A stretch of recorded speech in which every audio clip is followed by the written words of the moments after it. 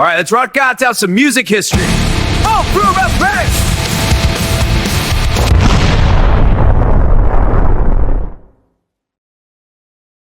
What is up, you beautiful nerds? Welcome back to Music History with Joey. I'm your host, Joey, and today we're hopping into that leather interior time machine and heading back to 1978. Look, before this track hit the airwaves, rock meant guys with hair down to their waists doing 20-minute drum solos. Then 5 guys from Boston show up looking like they accidentally wandered out of the thrift store and into a futuristic neon lounge.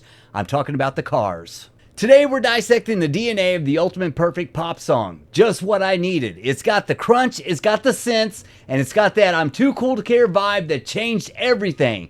Let's get into it. From the basement to the airwaves, man. So picture Ric Ocasek. He's the mastermind, the tall, spindly genius, writing songs in a basement. He writes Just What I Needed, and the band records a demo in 1977. Now, here's the wild part. They didn't get a record deal immediately. They sent the demo to a local Boston station, WBCN, and the DJ started playing it. People lost their minds. It became the #1 requested song on the station before they even had a contract. Imagine being a record executive in 77, sitting in your office and hearing this polished, catchy as hell masterpiece on the radio and realizing you haven't signed them yet. That's like seeing a winning lottery ticket blowing down the street and hoping you can catch it before it hits the puddle. They eventually signed with Elektra and the rest is history. But they weren't just lucky, they were calculated. They blended the raw energy of punk with the polished hooks of the 60s pop. It was new wave before we even knew what to call it. Alright, time for the Nerd Nuggets. Put your glasses on, folks,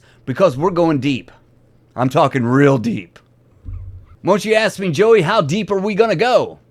Well, I'm so glad you asked because most people think Ric Ocasek sang everything. Wrong. Benjamin Orr, the bassist with the movie star looks, sang lead on this one. Rick wrote it, but he knew Ben's smoother, slightly more detached voice was the secret sauce for this specific track. The Ohio Express Connection, that iconic chugging guitar opening, it's a direct homage, which is a fancy word for borrowed, from the bubblegum pop song Yummy Yummy Yummy by the Ohio Express. Take a bubblegum riff, add some distortion and a cold stare, and boom, you got a masterpiece. Just check this out for yourself.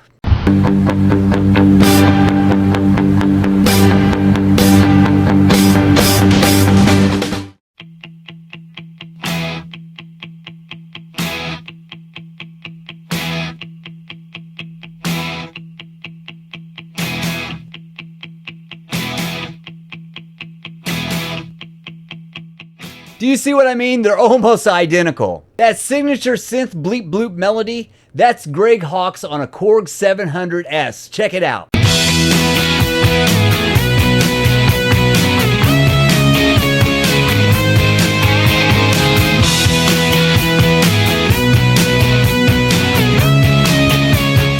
See, it wasn't some massive expensive rig. It was a relatively simple monophonic synth. It proves you don't need a spaceship to make cosmic music, man. And we can't forget about the solo.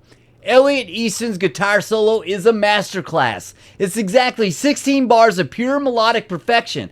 He actually worked it out note for note before recording. So no jamming here. This was a precision strike.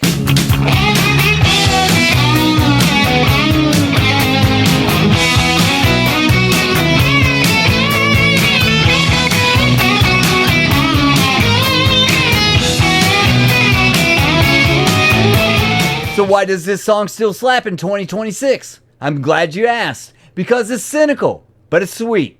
It's I don't mind you coming here and wasting all my time.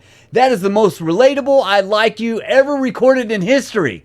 It's honest, right? The Cars proved that you could be smart, slightly weird, and still dominate the charts.